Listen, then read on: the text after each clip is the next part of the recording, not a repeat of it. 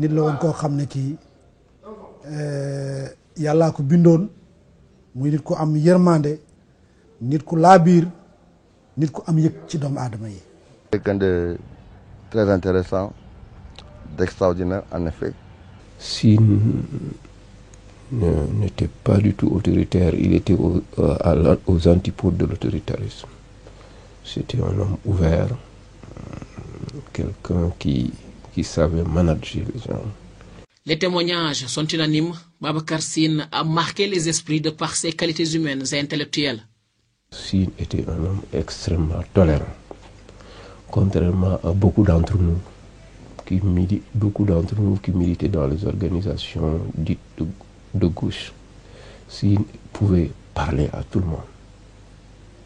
Il pouvait parler à des gens qui se disaient de droite, des gens qui se disaient de gauche, etc.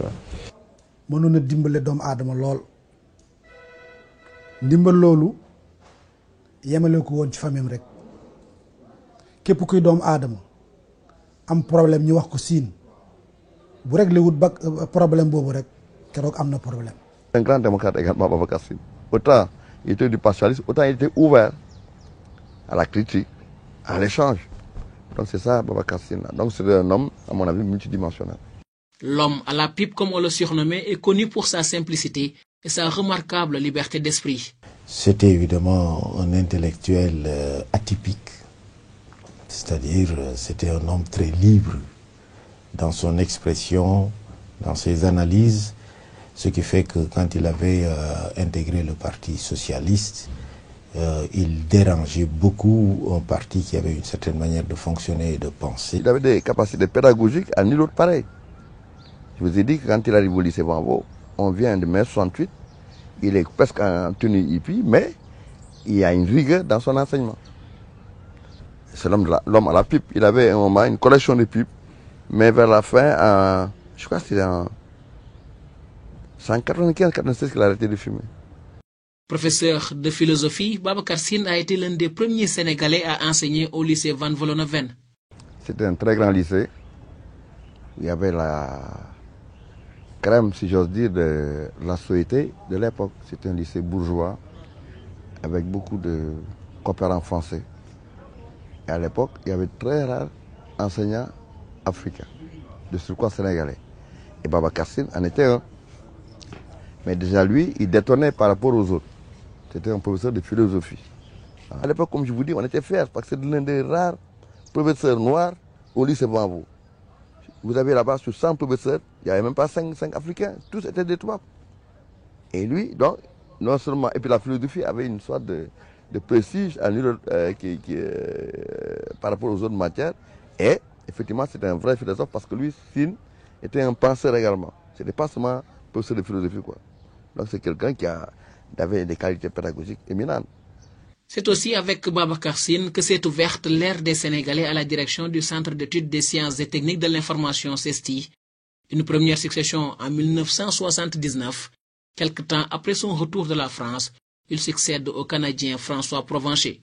Je suis entré au CESTI en 1981 et le directeur de l'établissement à l'époque était Babacar Sine et c'était le premier Sénégalais à occuper la fonction de directeur du CESTI. Avant lui, c'était surtout essentiellement des Canadiens, des Québécois, Canadiens français, qui occupaient la fonction de directeur du CESTI, qui, comme on le sait, a été financé à l'origine sur les fonds de la coopération canadienne. Nous nous sommes retrouvés ici au CESTI, lui directeur, moi directeur des études.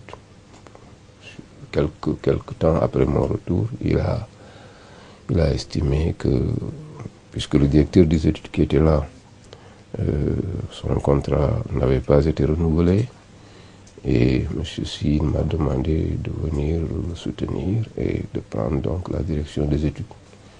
Et c'est ainsi que je suis devenu directeur des études et pendant 10 ans j'ai occupé ce poste-là. Il a fait des réformes profondes pour le CESTI, dont on voit les effets maintenant.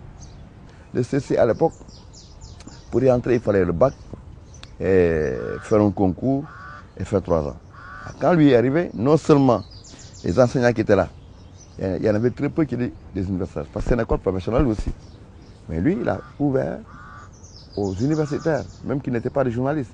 Il a pris des gens qui étaient historiens, des philosophes. Tout ça, c'était pour élever le niveau. Et ensuite, il a ouvert, quand il a été directeur du CESTI, le concours pour entrer en deuxième année. C'est ce que moi j'ai fait. Moi j'ai fait ma maîtrise de philosophie avec des membres, tout le monde. Et on a fait. On était la deuxième promotion, je pense, à suivre cette voie-là. Donc les natifs sont venus après nous. Donc c'est lui qui ouvre, qui fait monter le niveau.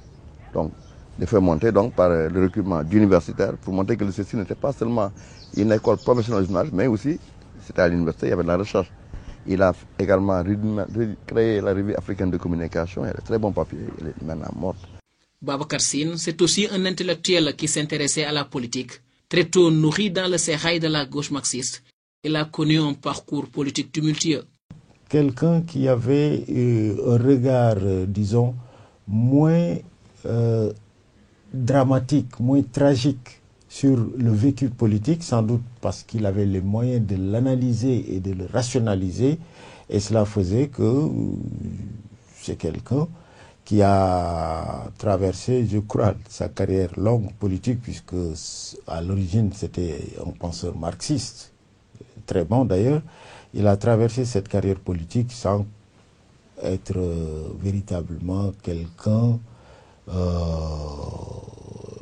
Il était certes contesté par surtout ses anciens camarades marxistes quand il a rejoint le Parti socialiste, en réutilisant une formule qui avait marché en Italie, qui s'appelait le compromis historique.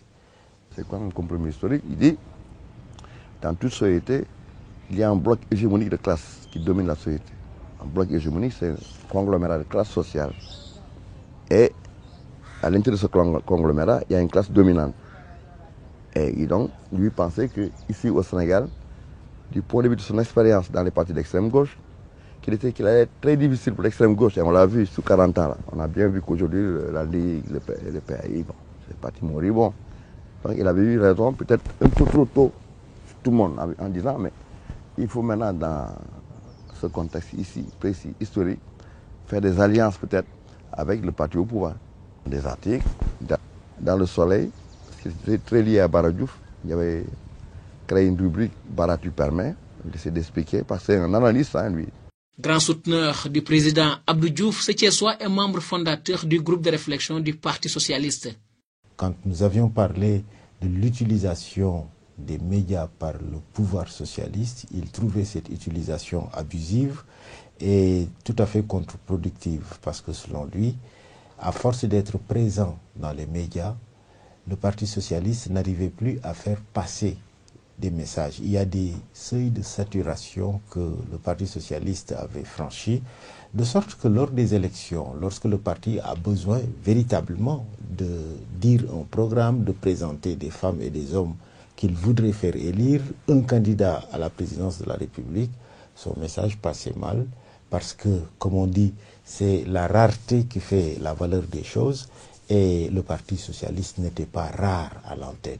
Il était tout le temps là, alors qu'en revanche, l'opposition qui était interdite d'antenne, lorsqu'elle arrivait à la campagne électorale, ces hommes et ces femmes étaient des visages nouveaux, ses discours étaient totalement inédits, et donc l'impact de son message sur le public était sans commune mesure avec celui de ceux qui sont toujours là.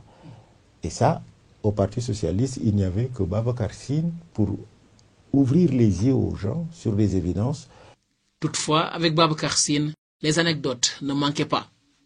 Il sort de prison, il reste une semaine, il va à l'académie pour demander son salaire. On lui dit, mais quel salaire? On vous a radié on vous a radié. Alors, il me dit, tu sais, c'est en ce moment-là que j'ai connu le Sénégalais. J'écrivais également des chroniques politiques dans Walfadjri. Et une fois, il m'a appelé pour me dire, mais ce que tu dis à propos de l'entrée d'Abdoulaye Wade dans le gouvernement, mais c'est intéressant, hein? C'est une bonne analyse. Sauf que, tu sais, Wade, il faut l'occuper. Si on ne lui donne pas un portefeuille dans le gouvernement, il va retrouver la rue et nous jeter des pierres. Donc les mains de Wade, il vaut mieux les occuper à lui donner un stylo de ministre pour signer n'importe quoi. Mais si on lui enlève son stylo de ministre, ses mains redeviennent libres et c'est encore la pagaille. Après avoir quitté le CESTI en novembre 1990, Babacar Sine a été nommé conseiller spécial du président Abdou Diouf. Il s'est retiré de la vie politique en 2000. C'est vrai qu'il était maladif, il avait un diabète. Ce n'était pas facile pour lui. Hein. Bon, il était à l'étranger se soigner. Tu sais, le diabète, ça vous prend des yeux, on peut vous amputer, donc c'est ça, quoi. Alors, pour un intellectuel, je me rappelle, c'est en l'an 2000, juste au moment de l'alternance, que j'ai vu ce matin-là qu'il avait déjà des trucs aux yeux, là. Voilà.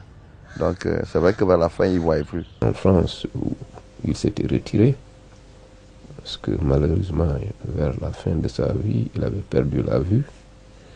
Et c'était un gros handicap pour un intellectuel, de ne plus savoir lire, encore moins écrire. Il me recevait dans son appartement.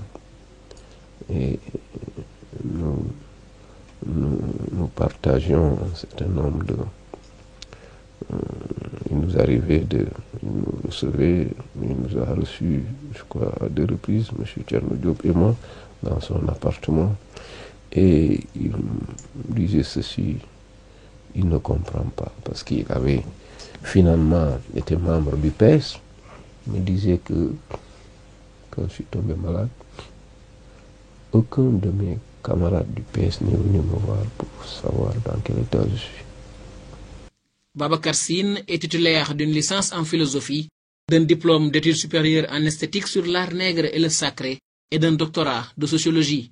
Il a publié 2 ouvrages, Impérialisme et théorie sociologique du développement en 1975 et le marxisme dans les sociétés contemporaines en 1983. Doudou Sine, comme l'appelaient les intimes, est décédé en septembre 2009. Il est le parrain des journées culturelles du CESTI.